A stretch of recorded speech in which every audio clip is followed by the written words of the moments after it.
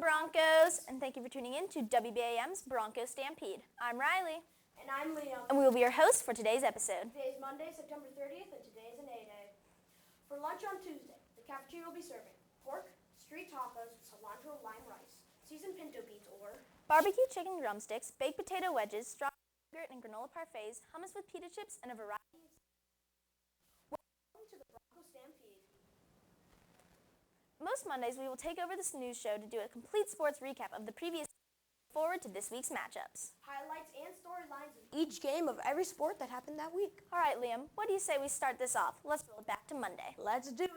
It was a busy week here at Bailey Middle School with 4 of our teams involved in 5 different matchups. On Monday, the Lady Broncos team hosted our color rivals, the Ridge Ravens. Now, it's no secret that there's no love lost between the Ravens and the Lady Broncos of Bailey. However, since the rivalry began in 2009, the matchup has been more than a little one-sided with Bailey leading the way. And Monday was no different. In a thoroughly dominant display, your Lady Broncos destroyed the competition with ease, winning the match in 3 straight sets. What has become the hallmark of these volleyball squads? Great teamwork and communication have been what sets them apart from the rest of the leagues. Led by Haven Monroe, Bella Franklin, and Sophie Evans led the Broncos as the Ravens had just no chance in this lopsided match. Namely, their dominant defense, timely passing, and powerful serves brought home the W for the Broncos. Total domination thanks to great teamwork and communication ended this matchup really before Ridge even knew what hit them. After Monday's matchup, the Lady Broncos stood alone in the top conference standings at 2-0. Heading over to the Diamond, the Lady Broncos softball team was also in action on Monday afternoon. The Lady Ravens of Ridge Road came calling, but it was your own Broncos that came away with the win, moving them atop the league standings at 2-0 as well. Heading into Wednesday, it was our men of the Gridiron in action. Led by the longest tenured head coach for the football team, our boys headed into Charlotte to take on perennial powerhouse the James Martin Cougars. In the end, it was the Broncos that took home the first W of the season by a score of 22-6. As we have reported over and over, teamwork was what had set the Broncos apart in every sport. True depth of the rosters gave the Broncos lots of options to score. It was the Jacobs show with 3 different Jacobs leading the Broncos. First, quarterback Jacob Nelson hit wideout Jacob Neville for the first score on a 30-yard strike over the defender. But Nelson wasn't done there, later hitting Nolan Hauser on a 5-yard touchdown pass for another easy score. Anthony it out for the Broncos with a 5-yard scamper to pay dirt to seal the win. Neville, Hauser, and Walker that broke the plane, it was another Jacob. Jacob Dossie was the Bronco that truly impressed, setting up all 3 scores with over 100 yards from scrimmage. On the defensive side, constant pressure led the turnovers that kept the Cougars from sniffing the end zone. Beyond Brembry led the way with 2 sacks that created 2 key turnovers and held the Kitties only 3 first downs in total.